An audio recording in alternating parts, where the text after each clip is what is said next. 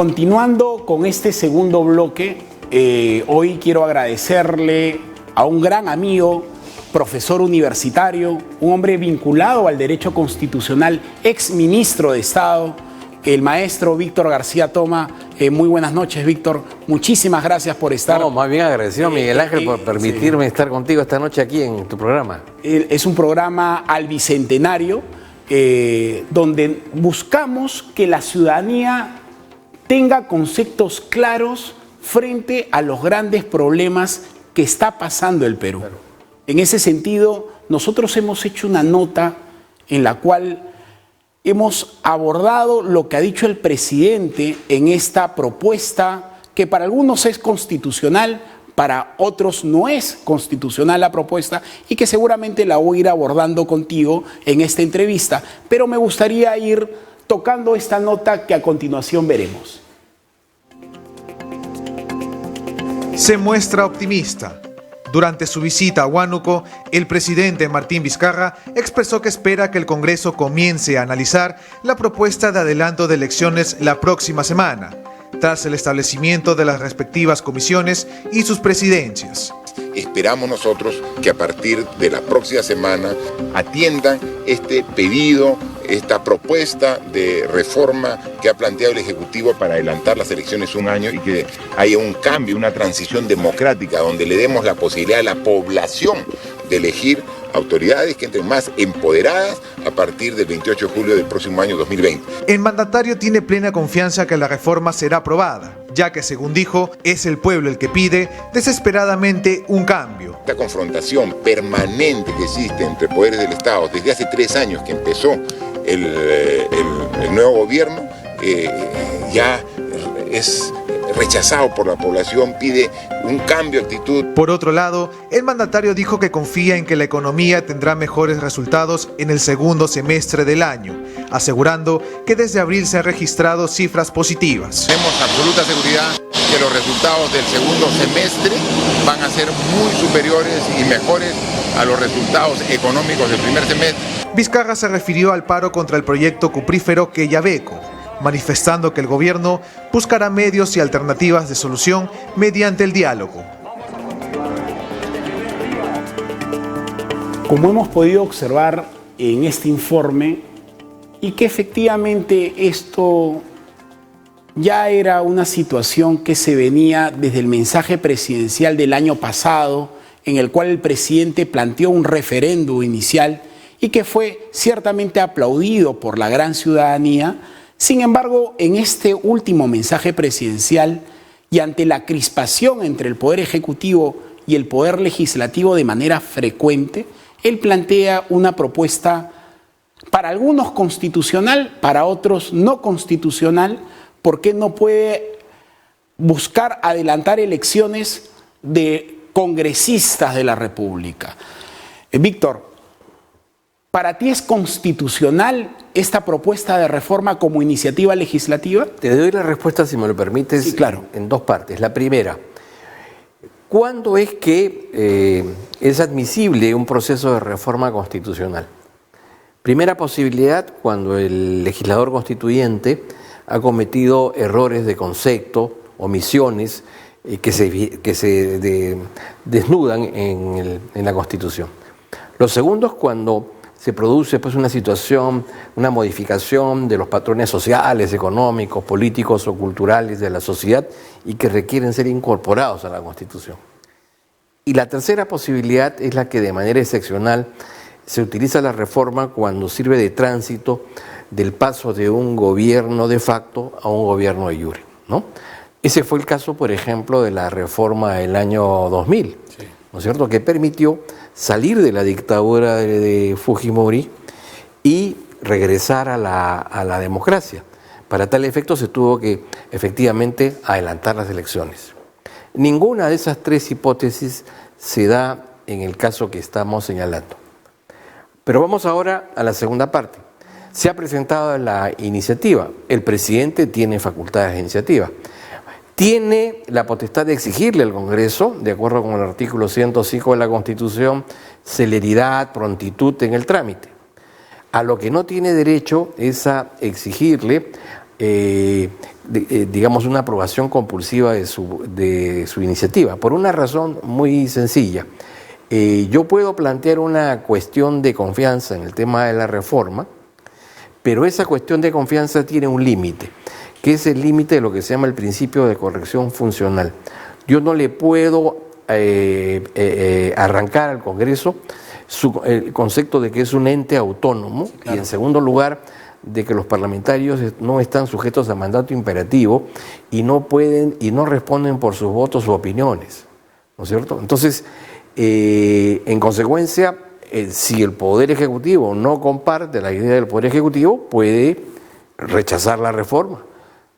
Eventualmente puede establecer modificaciones o aprobarla, pero eso será una decisión autónoma del Parlamento. Nosotros ya hemos estado en un escenario similar al presentar el presidente 6 proyectos de iniciativa como propuesta de reforma, entre las cuales se aprobó en su totalidad 4 dentro de una estructura casi orgánica, muy parecida a lo que ya proponía el Ejecutivo, y 2 ciertamente con cierta desnaturalización por parte del Parlamento respecto a si la inmunidad parlamentaria no era tocada por la Corte Suprema, iba a ser abordado por el mismo Parlamento y después de 45 días iba a pasar al Tribunal Constitucional referente al tema de la inmunidad parlamentaria. Y adicionalmente, había un tema que era fundamental, pero se utilizó una cuestión de confianza, una institución que es sumamente importante, buscando una confrontación. Ante una circunstancia así, hoy también se ve un escenario en la cual existe una propuesta. El presidente o el Consejo de Ministros puede solicitar cuestión de confianza si no se aprueba el adelanto de elecciones, tanto a nivel nacional, elecciones generales, como elecciones congresales. Digamos, hay 2 instituciones que son, digamos, gemelas, ¿no es cierto? Uno es el voto de investidura, en donde cuando se instaura un gabinete, va a presentar su plan de gobierno y luego de haberlo sustentado pide una cuestión de confianza. Si el Congreso no le da la cuestión de confianza, cae el gabinete. La segunda hipótesis es que el presidente del Consejo de Ministros, a nombre de su institución, o un ministro en particular, le pueden pedir al Congreso una cuestión de confianza para que respalde una política, un plan, una acción de carácter gubernamental. Y esta es libérrima, puede ser sobre cualquier materia. Yeah. Pero, como te repito, Miguel Ángel, esto tiene un límite. ¿Cuál es el límite? El límite de la autonomía del Congreso como institución y la prerrogativa del parlamentario de no poder ser obligado o compelido a votar en términos diferentes a los que señale su propia conciencia. Ante un escenario así, haciendo cuestión de confianza el Ejecutivo ante el no estar de acuerdo con la propuesta de adelanto de elecciones por parte de la propuesta de iniciativa que ha tenido el Ejecutivo, y planteando cuestión de confianza y disolviendo el Congreso, ¿es posible que este Congreso plantee la vacancia, doctor García Toma? No cabría cuestión de confianza en este caso por lo siguiente. Primero por lo que hemos estado conversando, sí. Pero además hay un segundo elemento. Dice la Constitución en el artículo 206 que no cabe que el presidente pueda observar lo que el Parlamento decida en torno a una reforma de la Constitución. Entonces, si no puede observar lo que el Congreso ha dicho, lo que el Congreso ha aprobado, no podría plantear cuestión de confianza tampoco. Lo único que podría hacer el presidente es que frente a una ley de reforma que no ha sido aprobada en los términos que él considera que son los correctos, que son aspectos técnicos, aspectos de gobernabilidad o aspectos de constitucionalidad, es presentar una demanda de inconstitucionalidad ante el Tribunal Constitucional. En todo caso, el tema de si se reformó bien o no se reformó, si se quiso o no se quiso reformar, en función a la iniciativa del presidente, terminaría siendo derivada ante el Tribunal Constitucional. Y mientras el tribunal no resuelva, las cosas continúan tal como están. Es decir, dentro de un clima de crispación. Yo creo que hay un error en la concepción de ambos órganos, particularmente el presidente. Falta muy poco tiempo. El presidente se ha, digamos, empeñado, según dice él, en una reforma judicial y en una reforma política.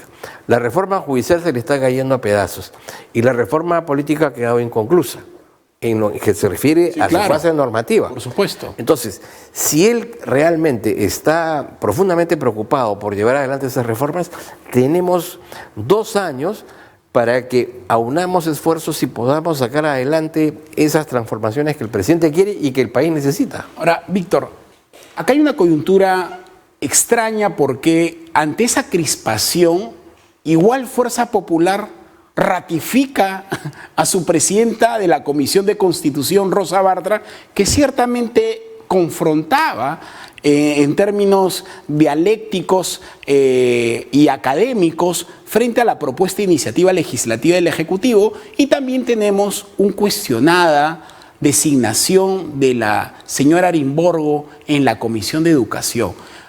A tu entender, ¿esto va a generar otra crispación política frente a esta coyuntura? Bueno, Rosa Bartra es una figura efectivamente polémica y es uno de los cuadros duros del fujimorismo, pero si tú le preguntas, Miguel Ángel, al presidente del Consejo de Ministros, Salvador del Solar, si es que no ha habido diálogo, si es que no ha habido concertación en relación al tema de la reforma, como lo he dicho antes y tendría que repetirlo ahora, tendría que reconocer que la relación fue, digamos, en términos políticos cordial. Pero si se sacaron adelante, como tú bien has señalado, 5 de las 6 propuestas. La única en la que hubo diferencia fue en el tema de la inmunidad, porque en el tema de la inmunidad... De la paridad y equidad. Con respecto, pero al final se pusieron de acuerdo. Digamos, no salió en los términos que el Ejecutivo quería, pero salió adelante el tema de la paridad. Y en relación al tema de la inmunidad, te debo decir que es una falsa discusión. Todos sabemos de que se ha hecho un mal uso de la inmunidad, eso es cierto. Pero yo creo que el problema no está en la institución de la inmunidad, que con sus defectos sí es necesario que se mantenga, porque el problema está en la representación. Es decir, a mejor calidad de representante, menos pedidos de inmunidad. Entonces yo creo que el problema no está tanto en cómo mejoramos la inmunidad, sino en cómo mejoramos la representación, para no tener que, tener que constatar de que en puridad no hemos elegido a personas con currículum, sino con prontuario, ¿no? Entonces ahí está el tema. ¿Qué es lo que ha pasado? El tema está allí. El tema es que hay gente que se aprovecha del proceso electoral para ser elegido y luego ganar la inmunidad. O gente que ya viene de administraciones municipales o regionales con serios problemas o serios cuestionamientos, o incluso de otras instituciones, por ejemplo de las Fuerzas Armadas, y que luego se aferran a la inmunidad. Entonces, si logramos evitar que ese tipo de representantes lleguen al poder legislativo, el tema de la inmunidad pasa a un segundo plano. Víctor, y quiero que la ciudadanía lo recuerde, porque el doctor García Toma no solamente es un gran constitucionalista, sino ha sido ministro de Justicia.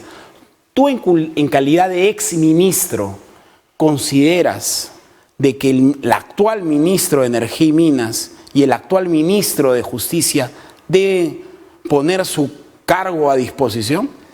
Comencemos con el ministro de Justicia, Miguel Ángel. Tú y yo somos abogados y litigantes y sabemos que nos debemos a nuestro cliente.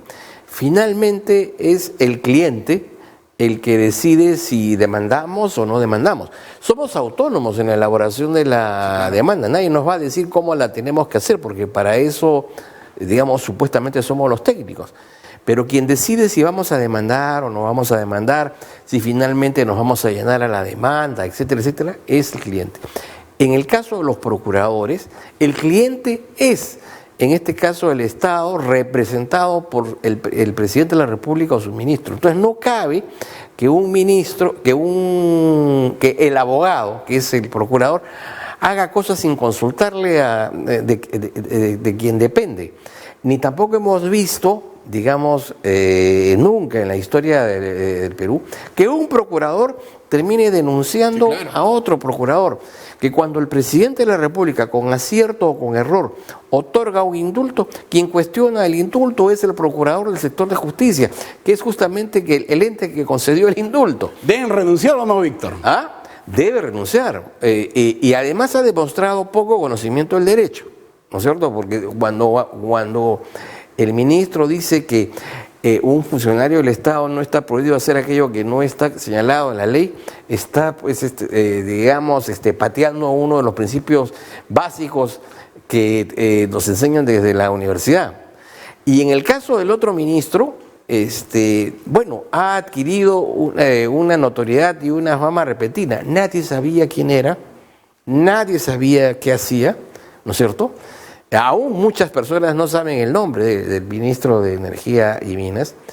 Este personaje es el cuyo sector ha dado la licencia. El presidente se ha zurrado en él, ¿no es cierto? Se ha zurrado, ¿no es cierto? Y finalmente ha, digamos, borrado lo que el ministro había garantizado, de que todo el proceso para el otorgamiento de la licencia era correcto. Si el presidente, en una conversación con los gobernadores, llega a la conclusión, incluso adelante un juicio, opinión en el sentido de que eso es incorrecto, en consecuencia, quien ha actuado negligentemente en la tramitación de esa licencia es ese ministro. Víctor, yo quiero agradecerte y la ciudadanía te agradece por estar en este programa al Bicentenario. Tú sabes que el tiempo en televisión es corto. Ya habrá la oportunidad. Le agradezco la gentileza de que me hayas permitido conversar públicamente contigo a través de este medio. Muchas gracias. Víctor, muchísimas gracias a ti. Gracias, señores. Continuamos con el siguiente bloque a continuación.